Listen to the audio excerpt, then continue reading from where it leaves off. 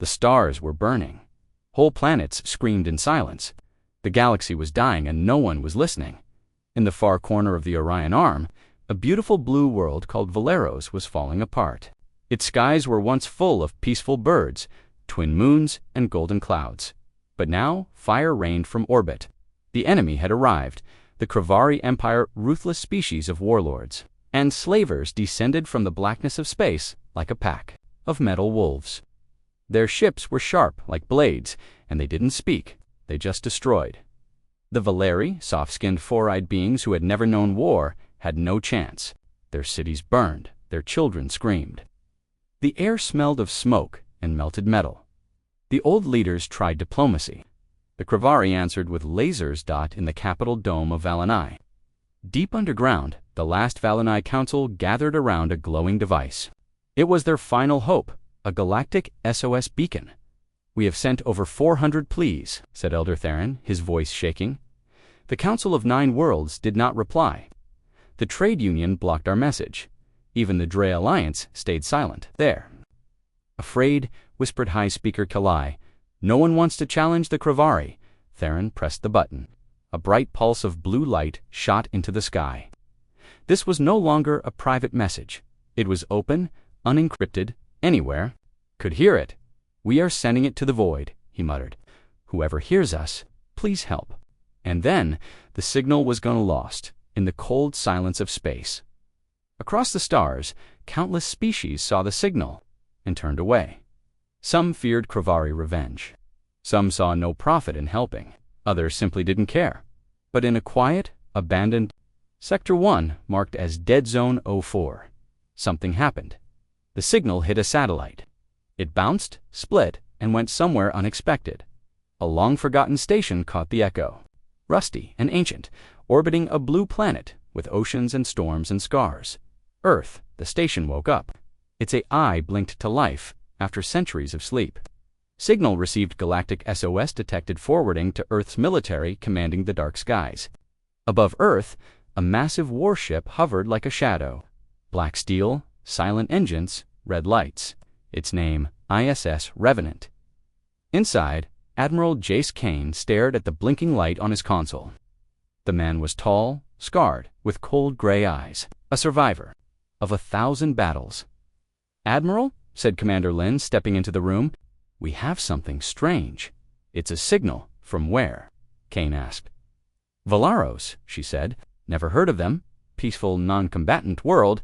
But they're under attack. By who?" "Kravari Empire." Kane's face didn't change.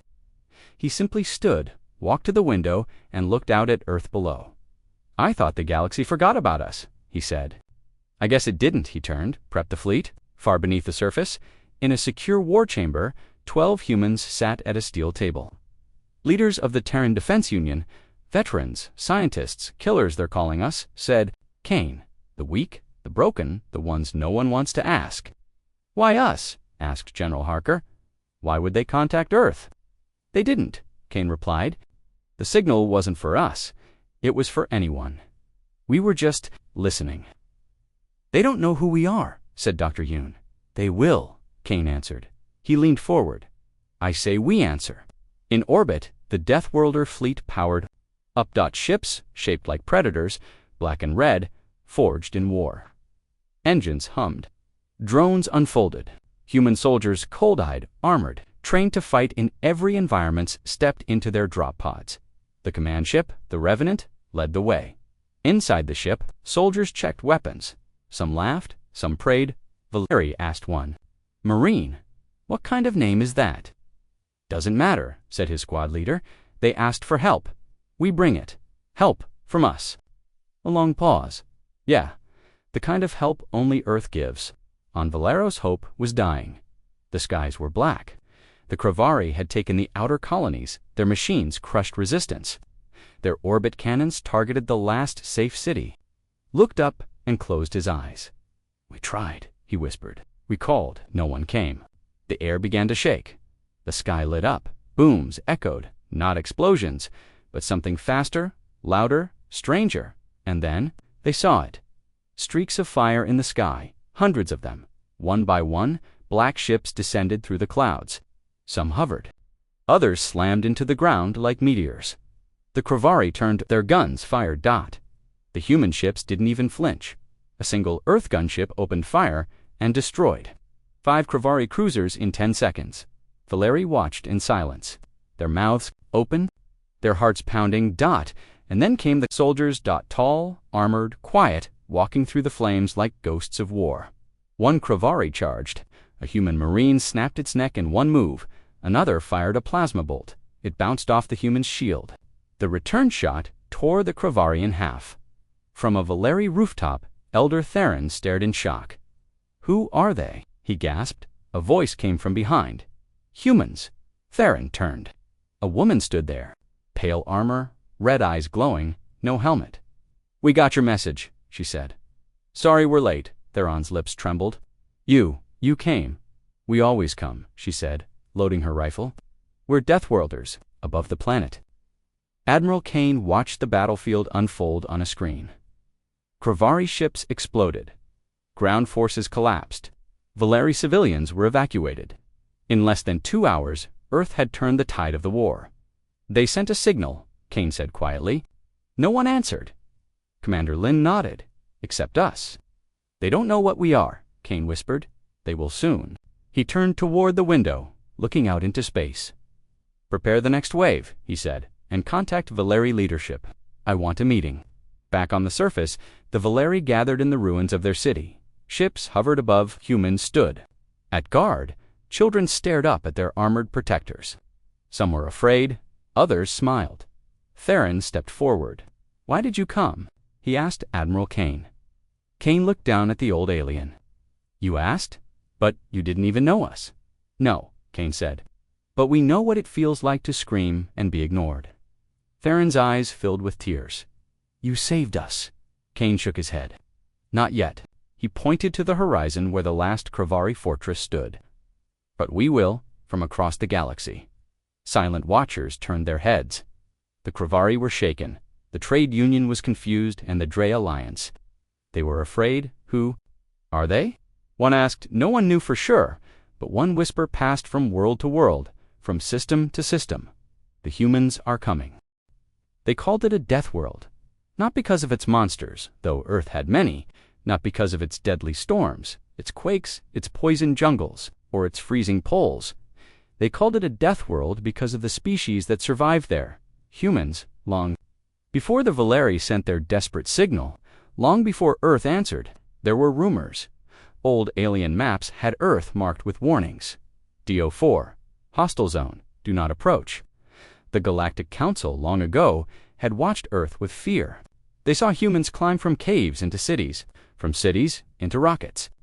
And from rockets into orbit. They didn't evolve slowly like other species.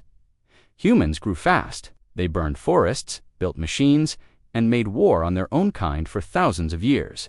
No one taught them peace. They learned survival. Atmosphere changed. They adapted.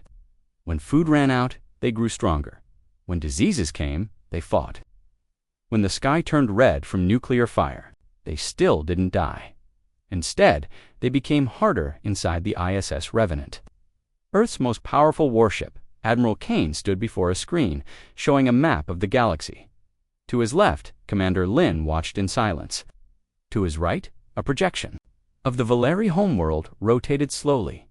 "They've called us Deathworlders," Kane said quietly. "They're not wrong, but they don't understand," Lin replied. "They think we're monsters." Kane gave a cold smile. "Let them." He turned to face his crew. "Begin full briefing. I want every soldier on the fleet to know why we're here." In the ship's central war room, thousands of Marines stood in full armor. The lights dimmed. A giant screen lit up. The Kravar. Their images filled the room. Tall, armored, cold-blooded beasts with burning eyes and jagged weapons. "They've done this before," a voice said through the speakers. "Over 20 systems, 15 species wiped out, and no one stopped. Them." The screen changed again. Valeri cities burned. Bodies in the streets, children hiding in shelters. The galaxy turned away. Then, the screen showed Earth. Real footage, humans marching through snow. Burning cities, tanks in deserts, plagues, fires, famines, war, over and over. And then, silence, followed by rebirth. Towers rising again, skies clearing, peace returning. Never lasting long. We're not heroes. Kane's voice echoed in the room. We are what this world made us. Survivors, fighters. And now, he paused. Protectors. Meanwhile, on Valaros, Elder Theron walked among the human medical tents. He had seen many species in his life, but none like this. Human medics worked fast. They had machines that scanned wounds, sealed cuts with light, and healed bones in hours. With scars and cybernetic limbs, gave children blankets and food, but they helped. Theron turned to a medic. Why are you doing this?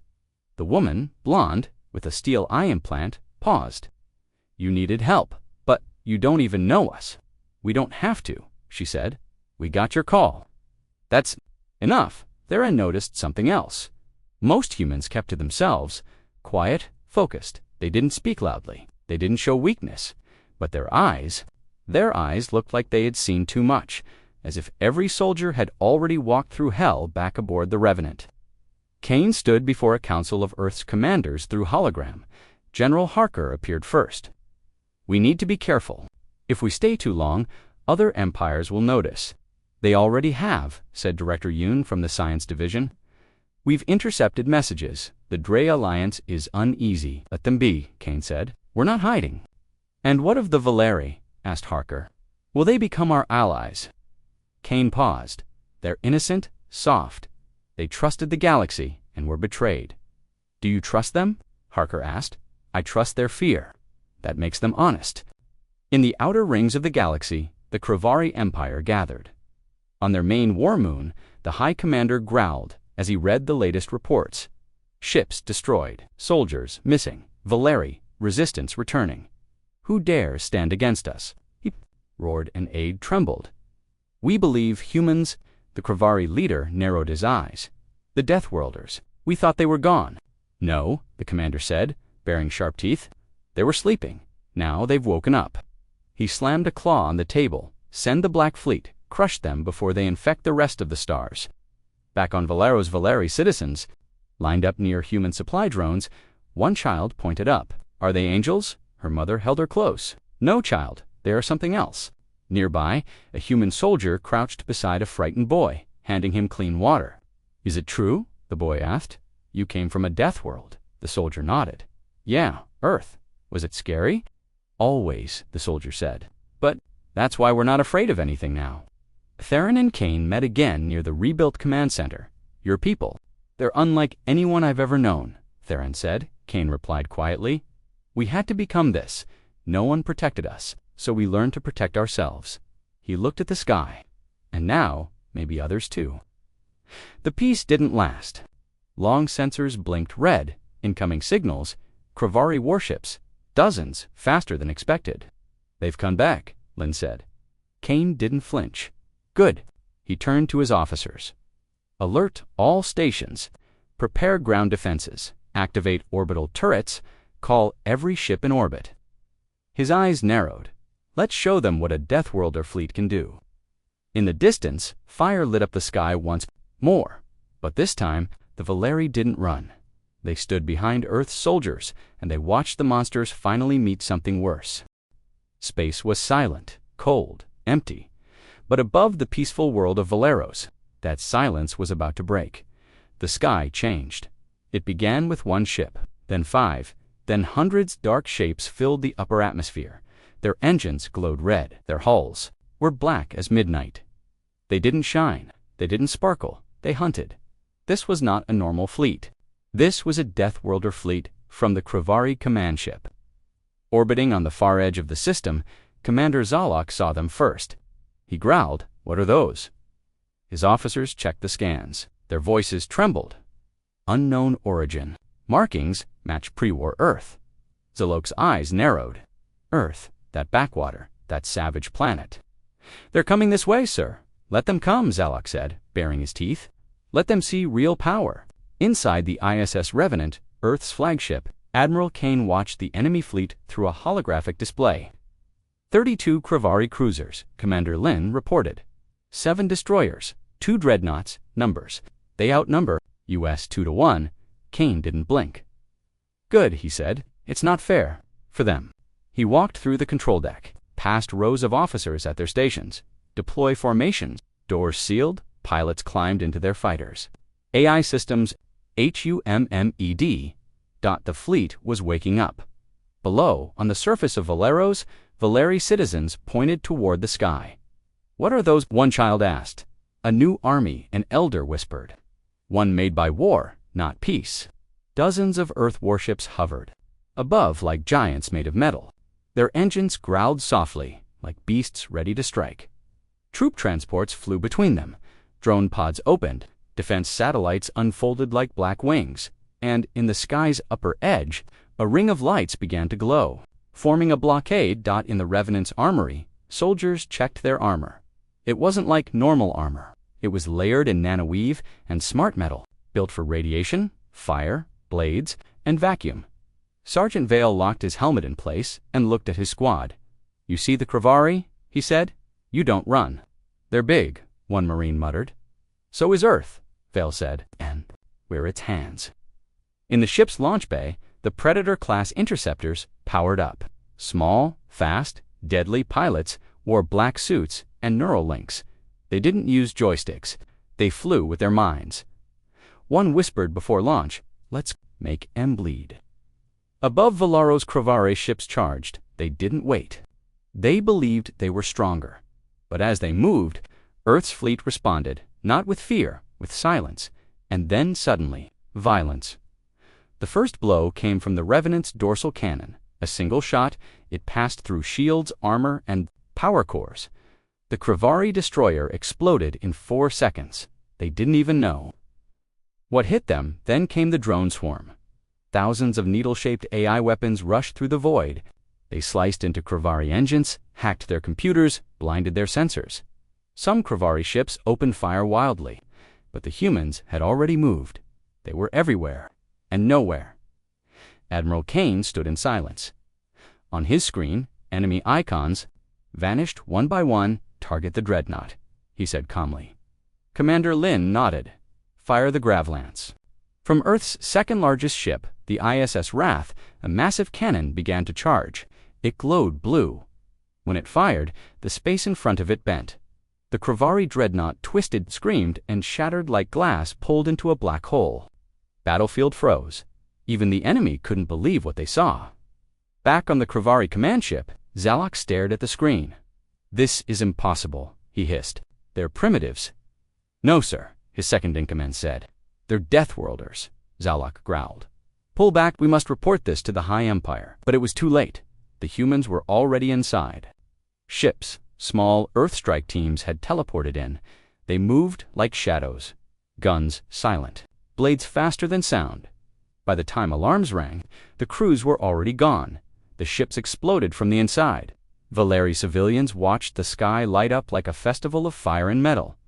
Elder Theron stood beside a group of children. "Are we winning?" one girl asked. Theron looked up at the battle. He remembered legends, ancient myths, heroes who fell from the stars, and for the first time in his long life, he saw the truth. "No," he whispered. "They are." On the Revenant's bridge, Kane received a call. It was from a Kravari warship. Static, broken audio. "This is Kravari Fleet 4. Ceasefire. We offer truce." Kane stared at the signal. Cold still, they attacked a peaceful world, Lin said. "They kill, enslave, burn." Kane nodded. He pressed a button. Transmission declined. The line cut. The last Kravari ships tried to escape. They failed. Missiles chased them like wolves. Lasers cut them from light years away. The final cruiser crashed into the planet's outer moon, exploding in silence. The battle was over, but the message had just begun. Across the galaxy, hidden listeners leaned in. The Trade Union, the Drea Alliance, the Silent Watchers of the Rim. All of them had heard the Valera's call. All of them had ignored it, and now they saw what had arrived instead. Not a council, not peacekeepers, not diplomats, but warriors from the death world. Humans, they had no banners, no glory speeches, no requests for thanks. They came, they saw, they ended the threat. And now, they prepared for the next one. In orbit, Kane stood at the window, watching the ruins of the Kravari fleet fall toward the stars. They will remember this. Commander Lin said. Kane nodded. They should, Lin hesitated. What now? Kane's eyes narrowed. We build, we protect, we prepare. He turned to the fleet's channel. All units, he said. Mission successful. Begin humanitarian aid. Defenses stay up. Scans for any retaliation. He paused and let the galaxy know. We don't ignore calls for help. Back on Valeros, children waved at human soldiers passing by. A small boy gave a Marine a flower. The soldier, covered in armor and blood, knelt and took it with care. Thank you, the boy said. The Marine nodded. We came because you called. And across the stars, a new fear began to grow. Not of the Kravari, but of Earth, because now everyone knew if humanity answers a call for help, they don't come to talk, they come to end the war. The skies above Valeros were finally quiet. No more fire, no more screams, no more Kravari, only the soft hum of Earth's ships still floating in the sky like silent watchers. The ground was scorched in places. Smoke still rose from broken towers. But the people of Valeros could finally breathe. And yet, something felt strange. They had prayed for help, and it came. But what had arrived didn't feel like angels. It felt like something older, stronger, scarier, Deathworlders, in the rebuilt command center. Elder Theron stood surrounded by his council. Most of them were still in shock. Others couldn't stop crying, but Theron stood, straight, waiting. Then the doors opened, for humans entered, dressed in black armor with red lights on their shoulders. Behind them walked Admiral Kane, tall and silent as a mountain. The Valeri guards flinched. One even raised a weapon. Lower that, Theron said quickly. The guard obeyed, hands shaking. Kane stepped forward and nodded. Elder Theron bowed slightly. Admiral Kane, on behalf of my people, thank you. Kane's face didn't change. You sent a call. We answered. They walked together through the ruined city, now full of human machines, medbots, supply drones, defense towers scanning the sky. You have done more in 2 days, Theron said, than all the galactic powers in 20 years. They were afraid to help you, Kane replied. We're not. Why? Theron asked. You didn't even know us. Your people live far from this system, no alliances, no benefits. And yet you came. Kane stopped walking. His boots crunched softly. On broken stone, when Earth needed help, he said, no one came for us either. Theron looked at him carefully. You fight like monsters. We were made by monsters, Kane said softly. Now we fight them. At the southern edge of the city, a group of Valeri children watched human engineers rebuild a power station. They whispered to each other. They don't even smile. They look angry all the time. Are they alive inside? One girl stepped forward. She had lost her family. Her clothes were torn, but her eyes were brave. She walked to a tall soldier. Repairing a drone. Are you really from Earth? She asked. The soldier looked down. His face was hidden by a helmet. Yes. Is your planet really that dangerous? The soldier paused. Yes, he said. Then how did you survive? He looked around the broken city at the rebuilding. The people trying to smile again. We learned to fight for what we love, he said. The girl nodded slowly. Are you going to leave us? Not yet, the soldier said. Not while there's still danger. In the orbit above Valeros, Earth's fleet remains still like a wall between the planet and the stars.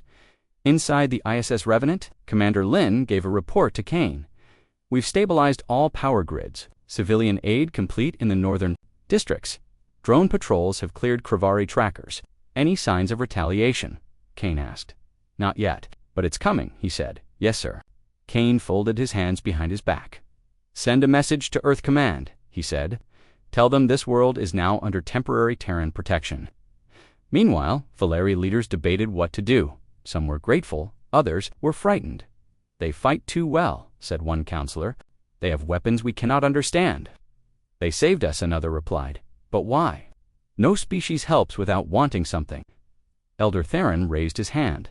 I spoke to Kane. He doesn't want our resources. He doesn't want our land. Then what does he want? Theron's voice was soft. He wants to make sure no one else ignores cries for help. Back in the refugee zone, a human medic named Sarah Yoon was treating wounded Valeri. Her hands were fast, her voice was calm. "But you heal like a priest." Sarah didn't answer. Right away, then she said, "I've seen what happens when no one helps. It breaks people. I won't let that happen again." A young Valeri boy stared at her face. "You're kind," he said. Sarah smiled. "Just a little. That's rare for my people," she admitted. "But you're Deathworlders. You're supposed to be scary." "We are," she said, "to those who deserve it." That night, for the first time in weeks, the Valeri slept under peaceful skies. Children didn't cry, fires stopped burning, the sound of death was gone instead. The wind carried the hum of human engines, and a strange new feeling safety. But not everyone felt safe in deep space. Far beyond the edge of Valaros, the Kravari High Command met in secret.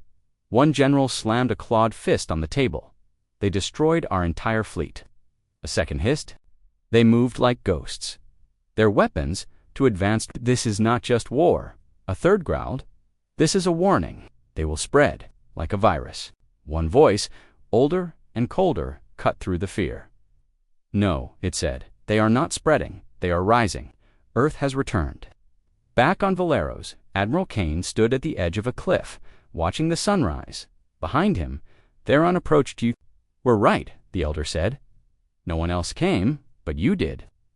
Kane didn't turn. "Others forgot what duty means," he said. "But Earth remembers. Will you stay here forever?" "No," Kane said. "We don't build empires. We build warnings." Theron looked puzzled. "Warnings?" "For the next tyrant," Kane said. "So they know if they hurt the weak, Earth will come." And in the skies above, the stars began to shift. New signals, new movement, new enemies. The galaxy had changed, and now everyone knew the Deathworlders were watching.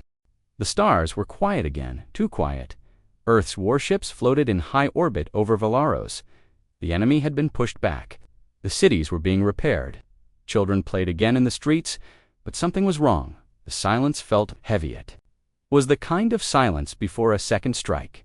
Inside the ISS Revenant, Admiral Kane stood alone in the observation deck. His hands were behind his back. His eyes scanned the stars. Commander Lin entered the room. "Something's coming," she said softly. Kane nodded without turning. "I feel it too. We've detected strange activity beyond Sector 9. "What kind of activity?" "Disrupted signals, cloaked movement. It's the Kravari. They're regrouping." Kane's voice was low and calm. "They're not done. That first fleet was just a warning." Back on Valeros, Elder Theron walked through the half-rebuilt city. Valeri engineers worked beside human troops. Children ran past armored legs without fear. But in the shadows of alleyways and corners, strange things were happening. Valeri scouts had gone missing. Drones were being jammed one night. A human patrol found claw marks on the side of a medbay tent. The Kravari weren't gone, they were hiding in the city's southern zone. A unit of Earth soldiers was sent to investigate. Led by Sergeant Vale, they moved through the ruins with quiet steps. "Thermal scan shows life signs underground," said Private Heller, checking his wrist display. Vale raised a hand. "Keep tight, we're not alone." They moved down into an old Valeri transport tunnel. It was dark, silent, damp. Suddenly, a flash of movement. A Kravari leaped from the shadow's metal claws, breathing like a beast. But humans didn't panic. One shot, one kill. The creature fell. Behind it, more red eyes. "Ambush," Vale shouted back in the command center. Alarms rang. Underground breach. Multiple enemy contacts. Someone yelled. Commander Lin looked at the screen. There! Attacking in pockets, guerrilla tactics. Kane's voice was sharp. "They've switched to Shadow War. They can't win in Space Zone now. They strike from below." In the tunnels, Vale's squad fought back hard. Blades clashed. Energy weapons lit up the dark. Human armor held strong. One soldier went down. Another dragged him to safety. By the time they reached the surface, 30 Kravari were dead. None escaped, but Vale knew the truth. This wasn't over. It was just beginning.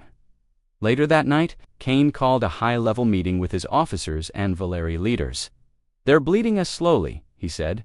"Coward strikes hit and run, hiding in the ruins." "What do we do?" Elder Theron asked. Kane turned to the screen. A map of Valaros glowed red in key areas. "We flush them out. We burn every tunnel, every crack, every hiding hole." Human engineers deployed Vulture-class, drone silent flyers with heat scanners and auto-turrets. They moved through the city like birds of prey. Underground, they found old Kravari hideouts, inside weapons, corpses, poison gas storage. They were planning something bigger. On the Kravari moon base, hidden far outside the system. Commander Zalok watched Earth's response. "They're clever," he hissed. "But we are older, smarter." His second-in-command brought a device forward. "The virus's ray." Zalok smiled. "If we can't kill their ships, we'll break their machines." Hours later, Earth's orbital systems, GLITCHED. 1 satellites failed. Drones froze mid-flight. Power grids sparked. Valeri citizens panicked. What's happening? A whisper spread. Earth is failing. Inside the Revenant, technicians worked fast. It's a code worm. One shouted Kravari, tech disguised in an old Valeri signal. Commander Lin cursed. "They've turned our help against us." Kane stood calm. "Pull all systems offline. Reboot. Switch to local control." The humans adapted fast. Manual systems were activated. Soldiers used hardwire links. Drones were flown by direct control in minutes. The fleet was back online. But now they knew the Kravari were inside the system. Not just in tunnels, but in data, in minds, in trust.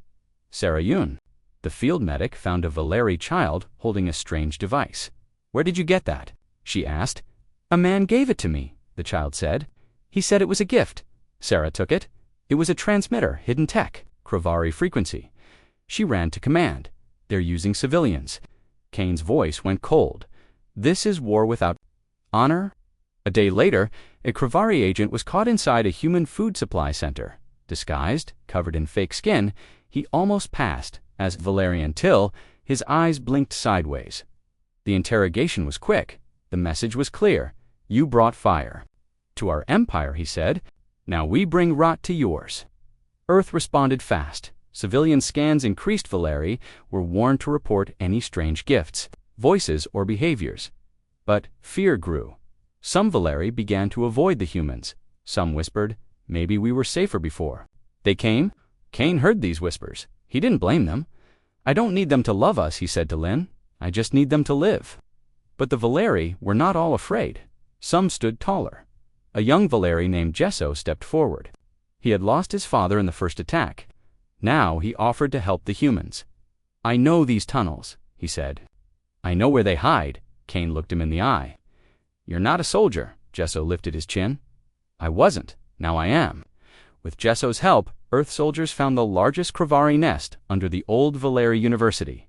It was huge, full of explosives and data vaults. They destroyed it. But as they left, a single Kravari survivor whispered something strange.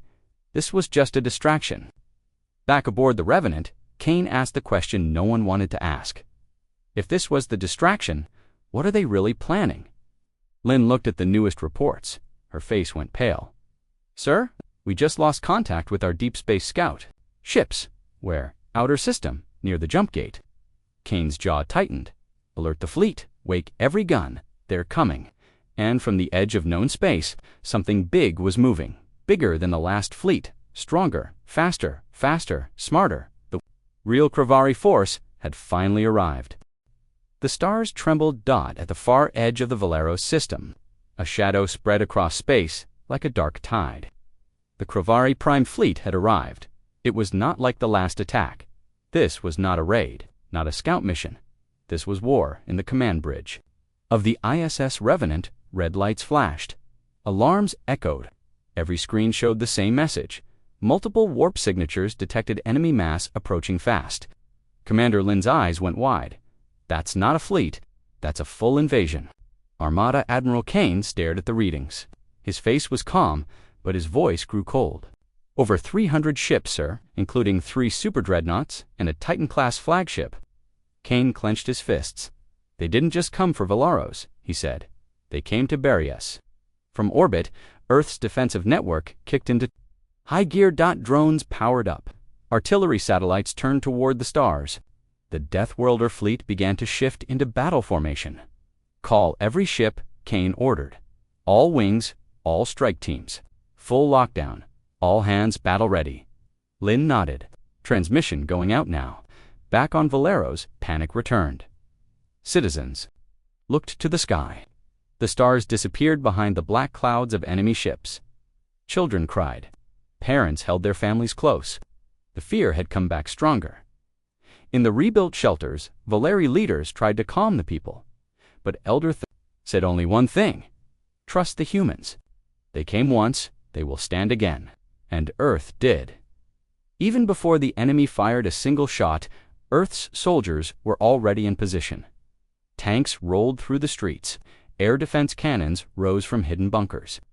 Fighters launched from underground silos. The humans weren't afraid, they were ready. Inside the Kravari flagship, the supreme commander of the Kravari Empire stood tall. His armor was gold black. His eyes burned red. His voice was thick with hate. "We warned them," he growled. "Now we crush them," and aide stepped forward. "Earth's fleet is holding formation." The supreme commander snarled, "Let them, we will show them the power of the old empire." But Earth had power too. As the enemy fleet approached, Kane stood before his officers. "This is what we trained for," he said. "We are not diplomats. We are not conquerors. We are the sword Earth never wanted to draw but always kept sharp." He pointed to the enemy ships on the screen. "They think we're few. They think we'll break. Let's show them what Deathworlders do when they're outnumbered." The battle began. In space, thousands of fighters clashed. Earth's interceptors dodged plasma beams, diving through clouds of enemy drones. Kravari cruisers exploded under railgun fire. Human ships moved like wolves, fast, silent, brutal. Each ship that died took 5 enemies with it. On the ground, Kravari drop pods rained. Down, they slammed into the outskirts of Valeri cities. Enemy troops poured out metal claws, plasma rifles, reptilian armor. But the humans were waiting. Snipers took down the first wave before they even reached cover. Turrets mowed down ranks of enemy soldiers in seconds. And then came the Marines. Sergeant Vale led his team through the burning streets. He didn't shout, he didn't panic. He moved with purpose, like this was just another storm. Beside young Valeri, who had volunteered to help, followed with a stolen Kravari rifle. "Close," Vale said. Gesso nodded. His eyes burned with a new fire. "I'm not afraid anymore."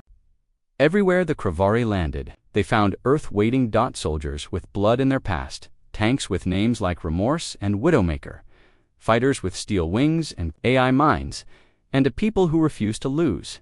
In the skies, the Titan-class Kravari flagship moved toward the planet's orbit. Its weapons could level continents. Inside, the Supreme Commander prepared the final strike. "Charge the Annihilator cannon," he said. "Target the main city of Valeros. Destroy it. Break their hope." On board the Revenant, Kane saw the danger. "They're going to fire," Lynn said.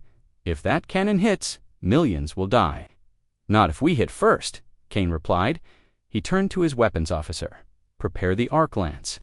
The arc lance was Earth's most dangerous weapon. It took minutes to charge. But once it fired, nothing survived. The cannon glowed blue, drawing energy from the ship's core. 1 minute passed, then 2. "Enemy cannon charging," Lynn warned. Kane didn't speak. He watched the countdown. "Charge complete," the officer said.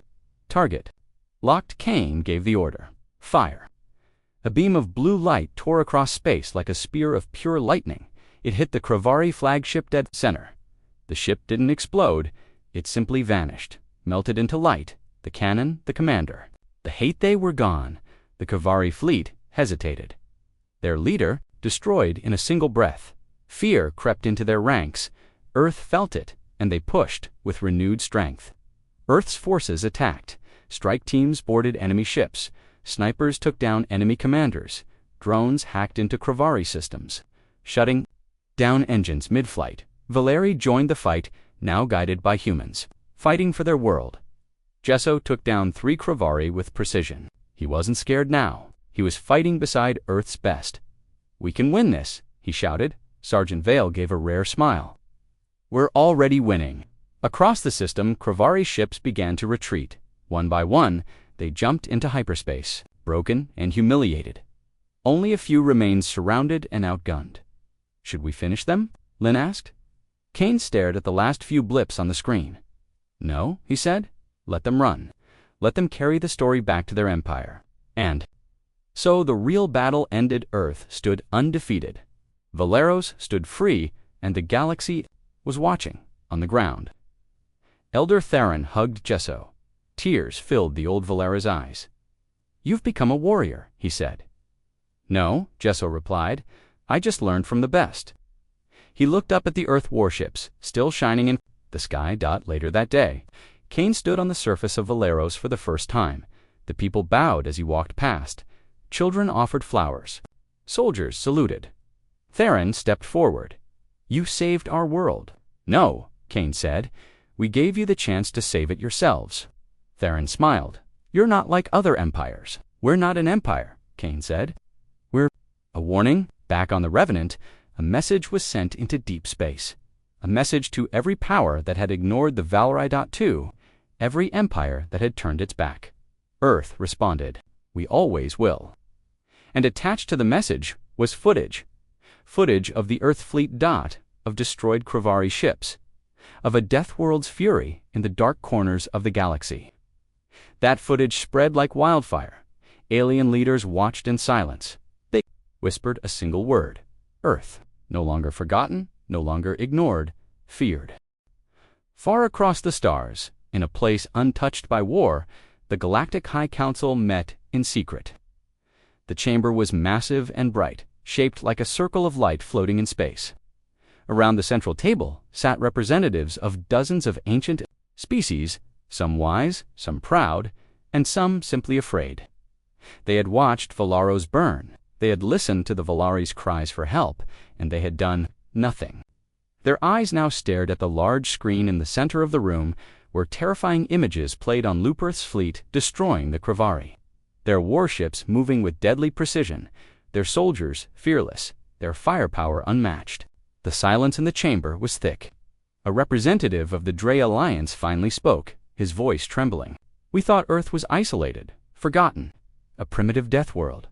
Another replied with shame, "That was centuries ago. But they've changed, they've grown." Then the voice of the Eldari delegate cut through. "No," he said. Coldly, "they have not changed. They simply waited." Heads turned toward him. The Eldari were one of the oldest races in the galaxy-wise, cautious and deeply logical. We all heard the Valaris signal, and we all ignored it. We thought the Kravari would destroy them and be satisfied. But we forgot one thing. He paused, tapping his long fingers on the desk. Deathworlders never forget. Another council member scoffed. "They are a danger now. Their weapons, their tactics, those were no ordinary machines." "Did you see the Revenant?" a voice whispered. "It split a dreadnought in one shot." One murmurs grew. Fear spread like fire. "Earth must be stopped before they grow stronger," someone said. They were dangerous even before they reached the stars. Now they could become unstoppable. The council leader, a tall creature known as Sarek of the Valari, finally raised a hand.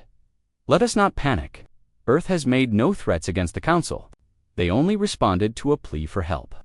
The Eldari delegate shook his head. "No, they didn't just respond. They made a statement." Everyone turned again toward the screen, which showed the final message Earth had broadcast across the stars. "We responded. We always will." The chamber fell silent again. Meanwhile, on Valaros, the dust of war had started to settle. The cities were rebuilding, faster now with Earth's help. Human engineers worked side by side with Valari scientists. Children no longer cried at the sound of ships in the sky. Soldiers smiled again, though rarely. They knew better than anyone. Peace never lasted long. Admiral Kane walked through the city center, observing the rebuilding efforts. He had not returned to Earth. None of them had. The fleet remained above the planet like a silent shield. Not because they feared another Kravari attack, but because they knew what came next. Commander Lin approached him with a datapad. New scan reports from Sector Theta. No enemy movement yet. Yet Kane repeated, his voice, as always, was calm. She looked at him. "We did what we came to do. Valeros is free. Should we prepare to leave?" Kane's eyes drifted up to the sky. "No, we wait. The galaxy has seen what we can do. They will test us again." In one of the newly built Valeri schools, Gesso, the brave young Valeri, who had fought alongside Earth's Marines, now helped teach the younger children. They listened with wide eyes as he told them about Earth, about how humans survived storms, wars, and poisoned skies. They call Earth a death world, he said. But the truth is, Earth is a world that never gave up. One child raised her hand. Are the humans going to stay here forever? Gesso smiled. No, Earth never stays. They help, then they move on, but their stories remain. In orbit, aboard the ISS Revenant, a high-level call came through direct from Earth. Kane entered the war room and stood before the large holographic screen. A man appeared. His face was older than Kane's, his uniform even darker. This was High Admiral Royce, one of the highest-ranking officers on Earth. "You've made noise, Kane," Royce said. "A lot of it." Kane stood tall. "We saved lives. And now the Council is watching us," Royce replied. "Some are scared, some are angry, and some are preparing fleets." Kane didn't look surprised. "Let them." Royce narrowed his eyes. "They're calling a meeting, a galactic summit. They want Earth to attend. And what do they want from us? To explain, to submit, maybe even to apologize." Kane stared at the stars through the ship's window. "We did nothing wrong." Royce's voice turned quiet. "They're not interested in right or wrong. They're interested in control." A long pause passed. Then Royce added, "You'll represent Earth at the summit." Kane didn't hesitate. "I'll speak." Back on Valero's word spread, Earth had been summoned to speak before the entire Galactic High Council. Many Valeri feared this meant Earth would be punished, or worse, attacked. But others hoped that maybe the Council would finally open its eyes. At the edge of the city, Elder Theron stood beside Sarah Yoon, the human medic who had saved countless lives. "You came when no one else did," he said. Sarah nodded. "That's what we do." Theron looked toward the night sky. "If they fear you now, it's only because they never knew what real courage looked like." Days later, the Revenant left orbit with a full escort.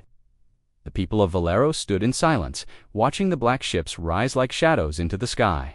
They didn't cheer, they didn't cry, they saluted, and that meant more to the humans than any celebration. The Galactic Summit was held on Varelian Prime, the political heart of the galaxy. Hundreds of species gathered thousands of delegates, watching, waiting. News channels buzzed. Soldiers lined the streets. Protesters waved banners. Some read, "Earth the Saviors." Others read, "Keep Deathworlders out." When the Earth delegation arrived, silence fell over the crowd. Tall, armored humans stepped down from their ship, calm and quiet. No flags, no trumpets, just the quiet walk of those who had been through hell and come out stronger. At the front of the group walked Admiral Kane. His eyes scanned the faces. No fear, no pride, just readiness. He was not here to beg. He was here to tell the truth. Inside the council chamber, Kane stood before the galaxy. The same council that had ignored the Valeri, the same leaders who had watched entire species fall. They waited for him to speak. He looked at the maul of the man, spoke in a voice that echoed through the entire hall. "When Valeros cried for help, you were silent. When the Kravari burned cities, you turned away. We did not come for power. We did not come to rule. We came because someone needed help, and no one else came." He paused. "You call us Deathworlders? You fear what we are, but we are what your fear made us. We survived without your help, and now we help those you abandon." He stepped closer. "If that makes you afraid, then maybe you should be." The council chamber erupted in noise. Some shouted, some cheered, but no one ignored him. And far away, back on Earth, and on Valeros, and in every dark corner of the galaxy, the message spread. Humanity had spoken, and the galaxy would never forget it. The speech was over. Admiral Kane's voice still echoed in the minds of every leader, every delegate, every viewer who had watched the Galactic Summit broadcast across the stars. He didn't speak with anger, he spoke with truth. Cold, heavy truth, and the galaxy wasn't ready for it. On the world of Varelian Prime, where the summit had just ended, hundreds of alien journalists filled the air with questions. Is Earth a threat? Will humanity build an empire? Do death? Seek revenge? Should the Council prepare for war? But Earth gave no answers. Kane and his team returned to their ship in silence, ignoring the cameras, the crowds, and the rumors. They had said what needed to be said now. The galaxy would decide what to do with the truth. Back on Velaros, the sky was quiet again. Children returned to school. Farmers returned to their fields. Human engineers finished their last outposts, preparing to return home. But the mood had changed. The Valeri no longer saw the humans as strangers. They were something else now. Guardians some, Valeri had even taken to painting human symbols on their walls, others carved Earth's flag beside their own. Gesso, the young Valeri, who had fought beside Earth's soldiers, stood tall among his people, retelling the story of the battle again and again. They came when no one else did, he said, and they stayed until we could stand again. But not everyone saw Earth as a savior. In distant corners of the galaxy, old powers held secret meetings. Leaders of the Tarsec Dominion, the Sulari hegemony, and the shattered remains of the Kravari Empire gathered in the black chambers of a hidden moon. They humiliated us, one Tarsec general growled. They destroyed fleets without warning, killed commanders, burned strongholds. They acted outside council permission, hissed a Sulari warlord. They defy the balance. They will rise, croaked the last remaining Kravari prince, and when they do, no one will stop them. The room fell silent. Then one voice whispered, "Unless we stop them first." A plan was born, not an invasion. That would fail, not a war. Too dangerous. Instead, something older, a trap. 3 standard cycles later, Earth received a message from a remote colony on the edge of the Gravar Drift. The message was desperate. A small mining outpost had been overrun by a pirate army. Civilians trapped. Communications jammed. No one else nearby had smelled exactly like Velaros, and that's what made it dangerous. Inside the ISS Revenant, Admiral Kane read the report in silence. Commander Lin frowned. "This feels too perfect." "Because it is," Kane said. "They think they can lure us, but do we respond?" Kane's eyes were hard. Always. Earth's fleet didn't move with noise. It didn't raise banners or send warnings. It simply appeared 12 ships, cloaked and silent, dropping into orbit over the outpost like shadows falling from the stars. But what they found was nothing. No pirates, no civilians, just silence and wreckage. Old wreckage on the planet's surface. Human Marines searched the ruins. Sergeant Vale moved carefully, his rifles scanning the shadows. "This place has been abandoned for weeks," he said. "There was no battle here, just a setup." Suddenly, static filled their comms-den. It was deep, cold, mocking. You run toward every fire. But what happens when the fire surrounds you? All at once, space around the Revenant lit up with hundreds of warp signatures. Enemy ships, hidden fleets, not just one species, many the Tarsec, the Sulari, even rogue Kravari survivors, united by one goal, destroy Earth's fleet. Commander Lin shouted, "Ambush!" Multiple contacts closing in. Kane stood calmly. Exactly what they wanted. "We're surrounded. We've been surrounded before." The humans didn't retreat. They reformed. Within minutes, Earth's fleet shifted into a tight combat ring, each ship protecting the next. Fighters launched like fireflies, forming deadly waves that moved with AI precision. Enemy ships fired. Earth's shields absorbed the first blows, then Earth hit back. Hard. The sky exploded in chaos. Human interceptors dodged enemy cannons and drove into their lines. Like knives, the ISS Vindicator, Earth's smallest battleship, sacrificed itself, charging straight into a Kravari dreadnought and detonating its fusion core. 2 enemy cruisers vaporized instantly. On the surface, Vale's team was under fire. Alien strike squads surrounded their position. But Vale wasn't afraid. "We hold here," he said. "No running, no backup, just us." Gesso, now fighting beside them again, shouted, "Then we fight like Earth." And they did. Above, the Revenant took a brutal Hittite's left engine blown apart, but it didn't fall. Instead, it turned. Kane activated the Void Shard cannon, a weapon used only in critical moments. He whispered one word: fire. A sphere of dark energy formed at the ship's core. Then it launched, slow and silent. When it reached the enemy fleet's center, it detonated without light or sound, just gravity. Crushing, twisting gravity. 8 ships vanished in 1 second. The enemy forces began to break. They hadn't expected resistance like this. They had expected a rescue fleet not. A storm Earth pushed harder, one by one. Enemy commanders fell. By one, fleets retreated. The trap had failed. The bait had been rejected, and now the hunters had become the hunted. Hours later, the battlefield was quiet. Human ships floated, some damaged, some burning, but still there. Still alive, Earth had survived the ambush. And more than that, they had won again. Back on Earth, the media roared. Human fleet survives coordinated alien ambush. Earth stands alone again. Galaxy rising against Deathworlders. People asked, why do they fear us? And the answer came from Admiral Kane himself in a message broadcast to all systems. They fear us not because we conquer. They fear us because we don't run. We don't ignore suffering. And we don't wait for permission to do what's right. Across the galaxy, some species watched in awe, some watched in terror. But one thing became clear to all: the age of Earth had begun. For the first time in centuries, the Galactic High Council was afraid. They had seen wars before, they had seen rebellions and invasions, but never like this. This was different, because this time the balance had shifted. Not because of numbers, not because of money or territory, because of Earth, after the failed ambush in the Gravari Drift. Earth's name spread like wildfire. The footage was shared across every networks, Maul ships outgunned and surrounded, yet still surviving. Still winning 12 ships against hundreds. No one could explain it. No one could explain it. No one could deny it. Humanity had become something more than just survivors. They were becoming a symbol. Inside the Grand Council chamber on Varelian Prime, the panic was hard to hide. Holograms of the battle flickered in the air. Dozens of alien leaders argued at once. They should be punished, shouted the Sulari delegate. They are dangerous. Another snapped, we asked them to speak, and now they make war.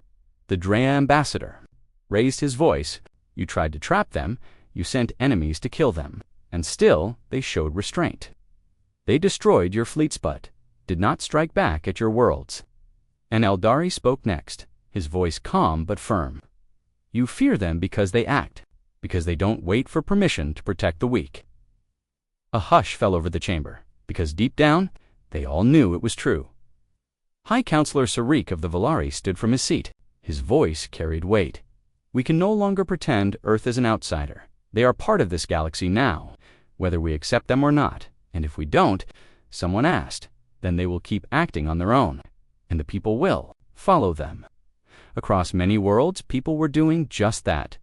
Small colonies raised banners bearing Earth's colors. Outposts, once ignored by the Council, now sent messages not to the Council, but to Earth. Help us. We believe in you. We trust the Deathworlders. On Valeros, the people had rebuilt almost everything. But the humans still remained, helping, training, guiding, not to rule but to prepare. Gesso now led a group of young Valeri recruits. He taught them how to defend themselves, how to resist fear, and above all, how to never stay silent if you see evil, he told them. You don't wait for someone to tell you to act. You stand up. That's what Earth taught us. In orbit, the ISS Revenant received a signal. It was marked High Priority Council Command. Admiral Kane opened the message in silence. It was short, direct. You are summoned. One last time. The Council will vote. You will stand witness. Commander Lin stood beside him. A vote, Kane nodded. They're going to decide who we are, friend or threat. She frowned. And if the vote goes against us, then the real war begins. 2 days later, the Earth delegation arrived again at the Council station. But this time, something had changed. There were no protests, no angry crowds. Instead, the halls were full of quiet Watcher citizens from dozens of species, eyes full of hope inside the chamber. All 120 council seats were filled. This had never happened before, not even during the collapse of the Targathi Empire centuries ago. At the center of the room stood Admiral Kane. He didn't wear ceremonial colors, no armor, no flag, just his plain black Earth uniform. Behind him stood Commander Lin, Sarah Yoon, and 2 Valeri, Representatives Selder, Theron, and Jiso. It wasn't just Earth that stood in that room. It was everyone Earth had helped. Counselor Surek addressed the chamber. "Delegates of the Galactic High Council," he said, "we are here to cast a final vote. Shall Earth be recognized as an official protectorate, power a sovereign ally with the right to act beyond council approval in matters of defense and crisis? Or shall they be restricted, watched, and forbidden from intervention?"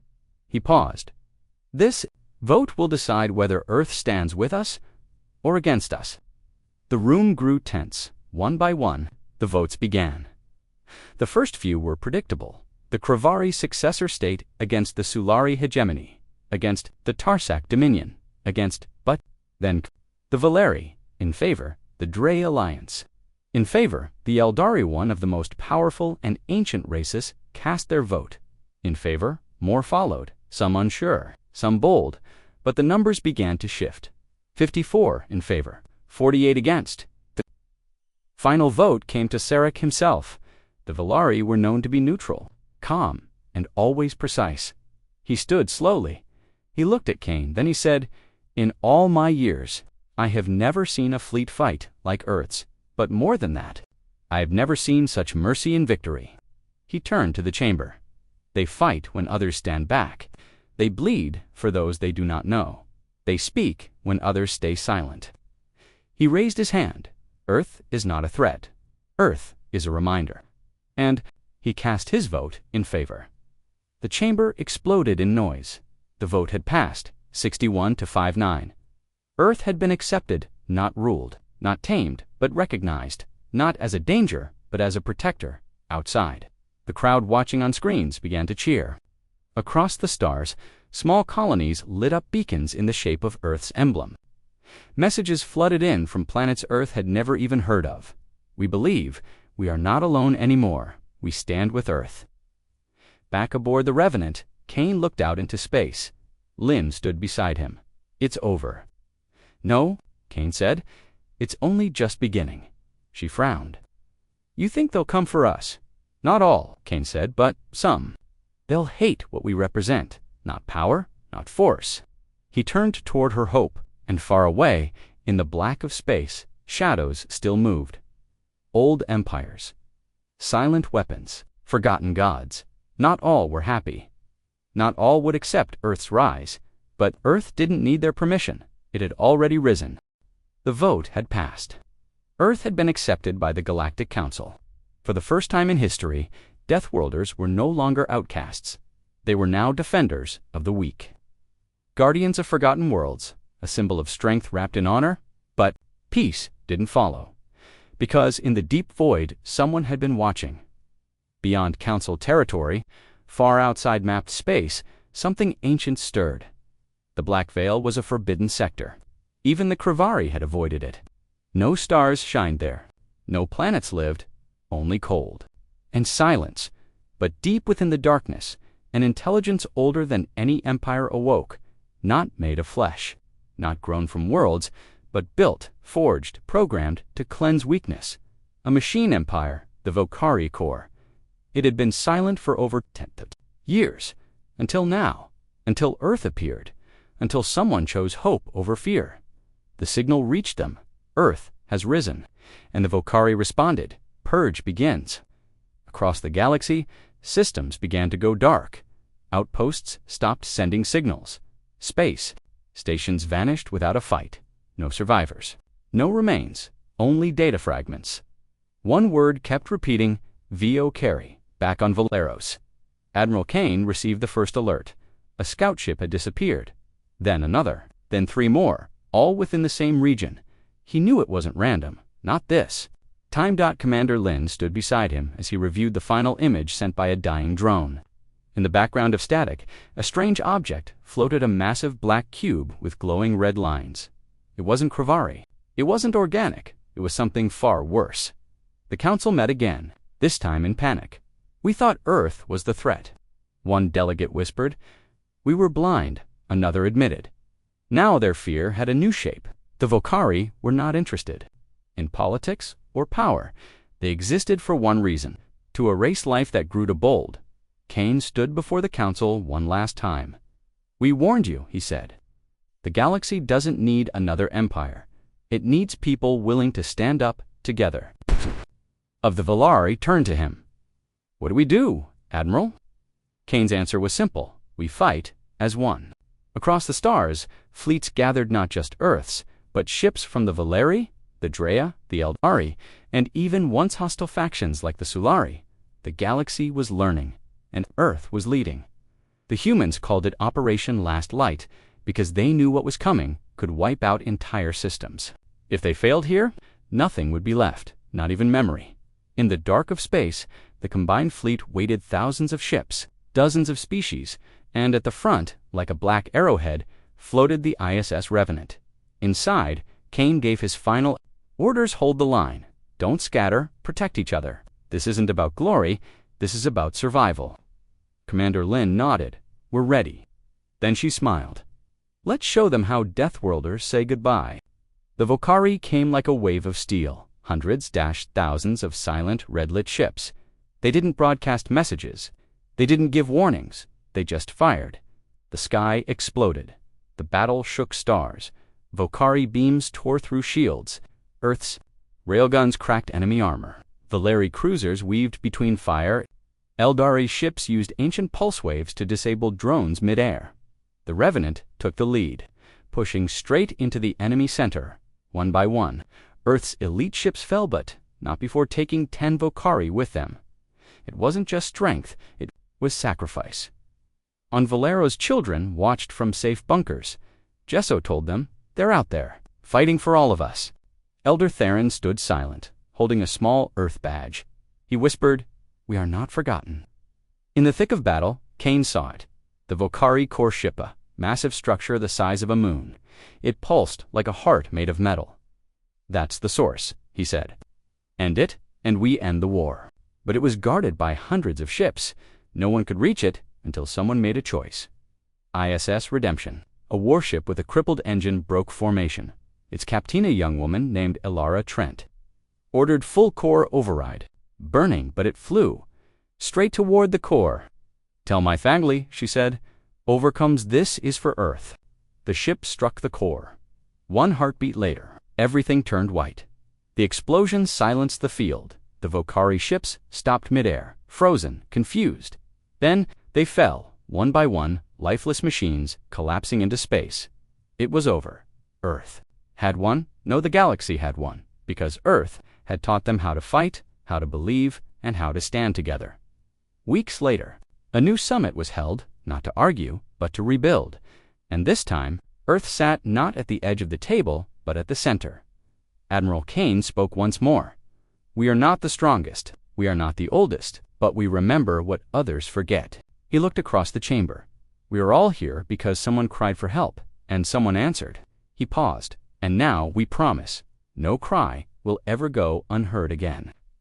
The crowd rose. Cheers filled the air. Banners flew. And in that moment, Earth became more than a world. It became a symbol of survival, of courage, of hope. When the galaxy cried for help, Earth answered, and the stars would never forget it.